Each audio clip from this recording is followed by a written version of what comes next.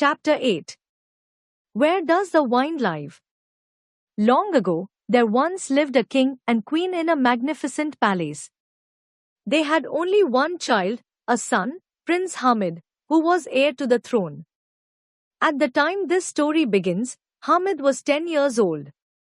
Since Hamid was the crown prince of the kingdom, his life was different from that of other children. His clothes were made of the softest silks, his turban was studded with fine diamonds, and his shoes glittered with precious gems. At each meal, Prince Hamid had a choice of dozens of mouth-watering delicacies. But often he would push them aside irritably, or spit out the food after only tasting a few mouthfuls. Instead of scolding him, his attendants smiled indulgently. Prince Hamid did not go to school either, like other children. He had tutors who came to the palace to teach him. But his teachers were never strict with him and, of course, they never ever dared to scold him. So Prince Hamid studied very little and spent most of his time playing with his huge collection of expensive toys, or just ran around the many rooms in the palace, looking for new ways to amuse himself. Now, didn't Prince Hamid have any friends that he could play with, you ask? Well, he did, but they weren't the kind of friends you and I have. His friends were all carefully chosen by his father, the king, and when they came to the royal palace to play with Prince Hamid, they were very subdued and respectful. They only played the games Hamid suggested according to the rules he made. So, it wasn't much fun for them, and they were always glad to go home play with their real friends. Since Prince Hamid didn't have to prepare for his lessons or do any homework, he was often very bored. One particular day, he was feeling very bored than usual. As he was glancing out of the window, his attention was caught by a bright pink paper kite with a long yellow tail fluttering in the sky. As Prince Hamid watched fascinated, the beautiful kite danced and swayed with the wind. It glided and spun, twisted and turned, and dived in the air as gracefully as a bird. What's that wonderful thing? Prince Hamid asked his courtiers excitedly. That's just an ordinary paper kite, replied one of the courtiers. It probably belongs to one of the urchins who lives near the market square. It's not worthy of our Highness's attention. But I like it, said Prince Hamid stubbornly. I like the way it soars into the sky. None of my toys can do that. I want a kite. I want a kite, right now. He stamped his feet and shouted at the courtiers. The courtiers sighed wearily. They were familiar with Prince Hamid's tantrums. It was clear they were in for another spell of royal rage. In fact, I want that very kite that is flying in the sky. Prince Hamid screamed. But, stammered the courtiers, looking helplessly at each other, we don't know whom the kite belongs to, Your Highness. Nor where the owner's flying it from. I don't care. I want the kite. Go and bring it for me now. Prince Hamid shrieked, his face purple with rage. And what's more, also bring the owner of the kite, so that he can help fly the kite from the palace tower. If you don't obey me at once, I shall order that your heads be cut off. The courtiers trembled on hearing Prince Hamid's angry words, and hurried to do his bidding. But by the time they had rushed out of the palace gates, the kite was no longer whirling happily in the sky. The courtiers looked everywhere, in every street and lane, and on every rooftop, but there was no sign of the lovely pink kite. It had vanished without a trace. As the courtiers were discussing what to do next, they received an urgent summons from the king. He had heard that his son was in a rage, so he was in an even greater rage. The king roared angrily at his frightened courtiers. I command you to search every nook and cranny, every house and hut in the town till you find the pink kite with the yellow tail. If you wish to live, do not return to the palace without the kite. And so, the courtiers went from house to house and, knocking at every door, asked anxiously, "Did anyone here fly a pink kite with a yellow tail this morning?" They threatened and bullied, cajoled and pleaded, but no one admitted to having seen the pink kite with the yellow tail. Finally, just as the sun was setting, they arrived at the hut of a poor cobbler. When the courtiers peered in through the doorway, they saw the cobbler bent over his work, completely engrossed. "Has anyone in this house flown a pink kite with a yellow tail this morning?" they asked tiredly, without much hope. The cobbler looked up with a start, and then blinked rather nervously. "I think I saw my son making a kite of that description," he replied reluctantly. "But why do you ask? Has he been up to some mischief?" "Where is your son?" the courtiers asked excitedly, falling over each other as they rushed into the little hut. "And where is the kite?" When 10-year-old Rashid stood before the courtiers, he said proudly, "I made the kite myself." But as it was soaring higher and higher, it dipped suddenly and got entangled with the top of a tall coconut palm and was torn into pieces. The courtiers looked at each other in dismay. The pink kite that Prince Hamid wanted was torn. What were they going to do? "But I can come to the royal palace and make another kite," offered Rashid. Rashid was then brought into the presence of the king and Prince Hamid. On seeing Rashid, the prince frowned angrily. "Where's your kite?" he snapped. "I want it." "My kite got entangled with a coconut palm and was torn," said Rashid apologetically. "But I can make another kite for you, Your Highness.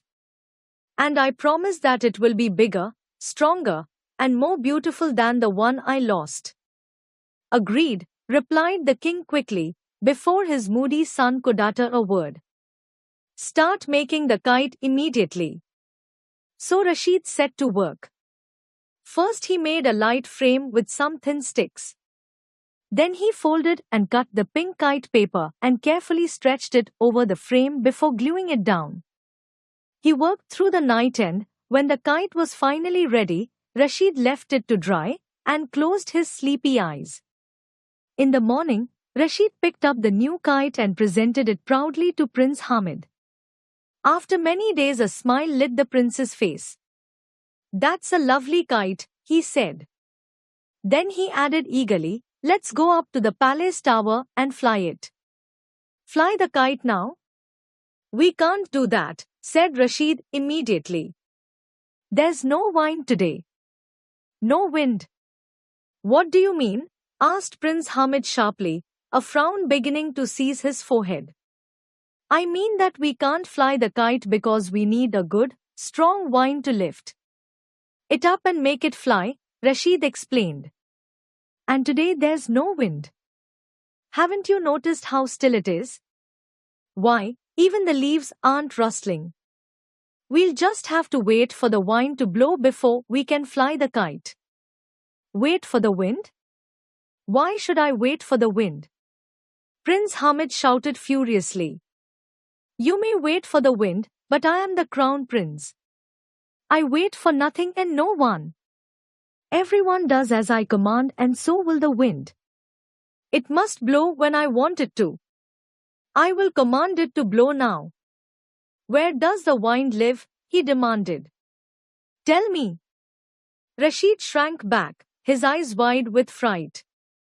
"I don't know, Your Highness," he stammered. "You don't know? Then what do you know?" Hamid shouted angrily. Then, turning to the courtiers, Prince Hamid asked them where the wind lived. But no one knew. As his rage grew, Prince Hamid stamped his feet, rolled on the floor, and threw a mighty tantrum. Hearing the scream, the king and the queen rushed out from their royal apartments. "Where does the wind live?" they heard Prince Hamid shout with rage. "Are all of you so stupid that not one of you knows even a simple thing like this? Let someone find out at once and go to the wind's home and command it to blow immediately." The king summoned the wise men of his court. "Where does the wind live?" he asked sharply. "I will send my messengers there to command it to blow with all its might for my son's pleasure." The wise men looked at each other. Scratching their heads, they pretended to be lost in thoughts. Not one of them uttered a word. "Tell me quickly," the king roared, "or I'll knock off your heads." One wise man spoke up, "Your Majesty, I know where the wind lives. It lives in the desert. Haven't you seen how furiously it blows there, raising vast storms of swirling sand? Go to the desert immediately," the king commanded, "and seek out the wind. Tell the wind that it is my royal command that it blow whenever Crown Prince Hamid desires." As the wise men hastened out of the room, another one spoke up. "Your Majesty, the wind doesn't live in the desert, it lives on the sea.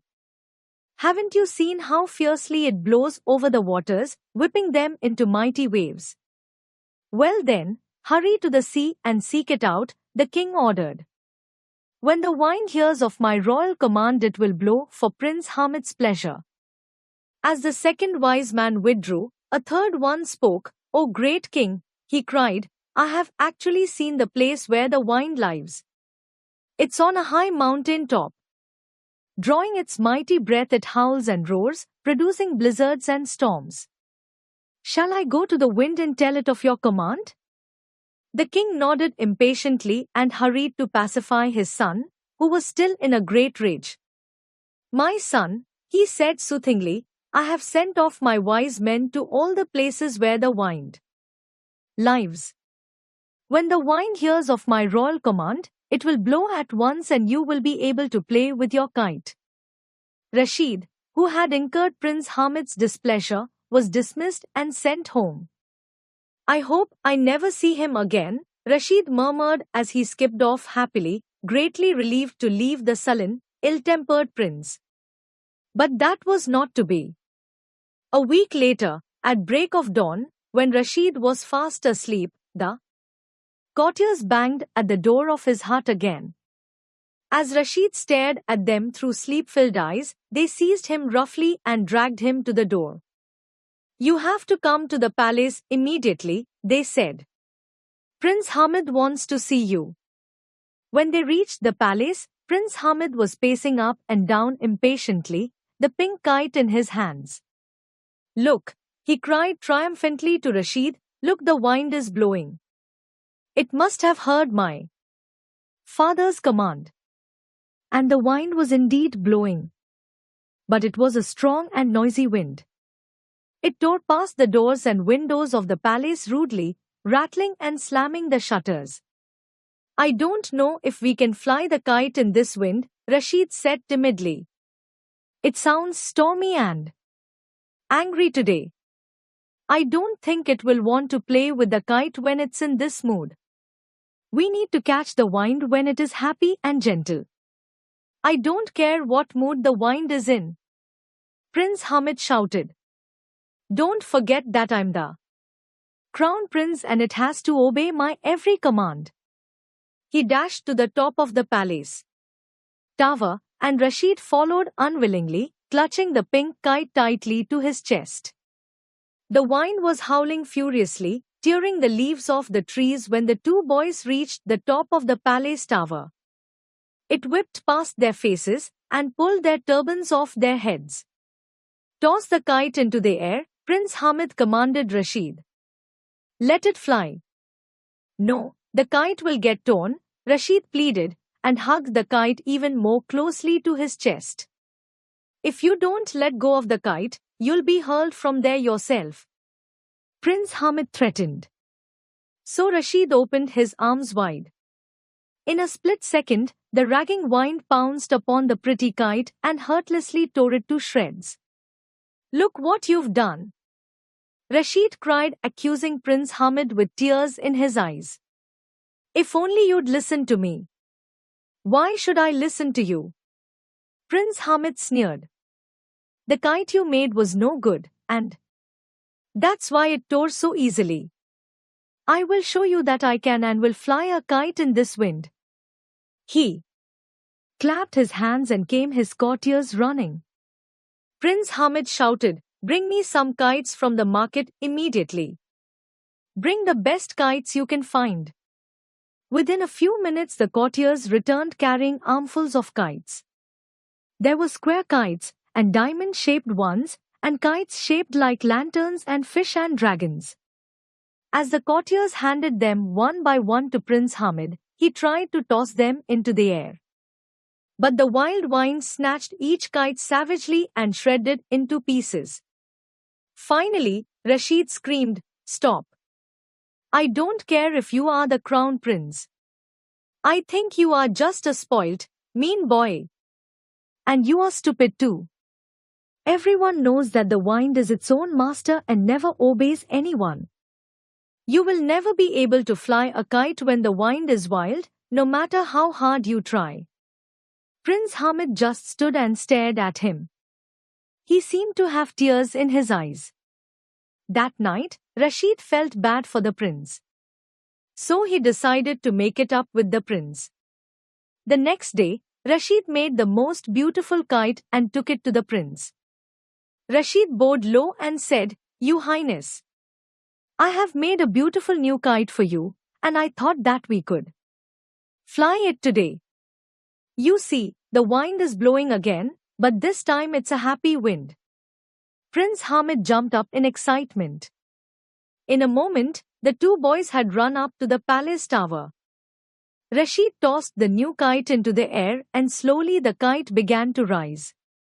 The kite then soared triumphantly towards the fluffy, white clouds. The prince laughed joyfully as the kite rose quickly. Prince Hamid turned to Rashid and said, "You are a real friend.